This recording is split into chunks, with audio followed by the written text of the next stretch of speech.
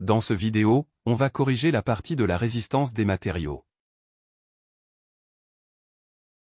Donc, on a une poutre droite sollicitée par 3 charges concentrées dont les valeurs sont indiquées dans les données.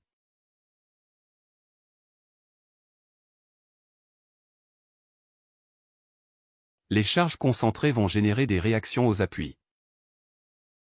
Pour calculer les réactions aux appuis, on utilise les équations d'équilibre statique. C'est-à-dire la somme des forces égale à 0. Et la somme des moments par rapport à un point égale à 0. Pour la première équation, les forces du sens vers le haut sont positifs. Par contre, les forces vers le bas sont négatifs. Donc la somme des forces est nulle. Pour la deuxième équation, la somme des moments égale à 0. On a vu auparavant que le moment d'une force par rapport à un point égale à la force multipliée par la distance perpendiculaire entre la force et le point. On va calculer la somme des moments des forces par rapport au point A. Les moments des forces en haut sont positifs. Les moments des forces en bas sont négatifs.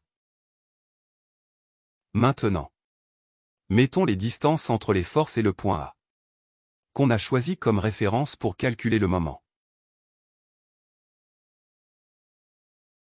Après les calculs, on trouve la réaction RB égale à 780 newtons. D'après la première équation, on conclut que la réaction au point A égale à 720 newtons.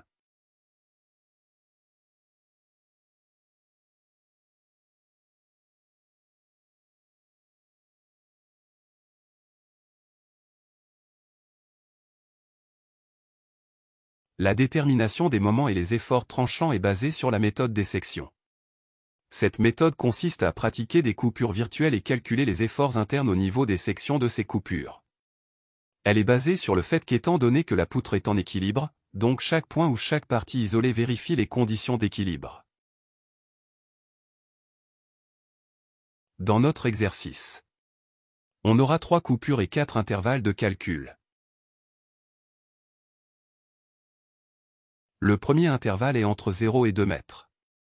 Dans cet intervalle, on a la réaction au point A et l'effort tranchant. Donc la somme des forces égale à 0. L'effort tranchant dans cet intervalle est constant et égal à 720 newtons. La même chose pour le deuxième intervalle. La somme des forces égale à 0.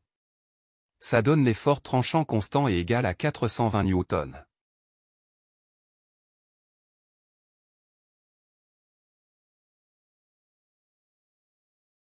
Même calcul pour les 2 derniers intervalles.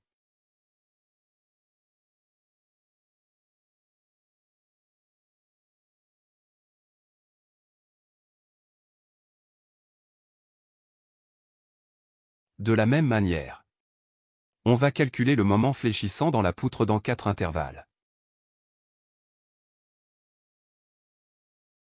Le moment fléchissant dans la poutre égale à la somme des moments des forces dans cet intervalle par rapport au point X indiqué dans cette figure. Donc le moment dans cet intervalle égale à la réaction multipliée par la distance entre le point A et X. Et de la même manière, et en se basant du principe de l'équation du moment en équilibre statique, on calcule les moments fléchissants dans les 3 intervalles qui restent.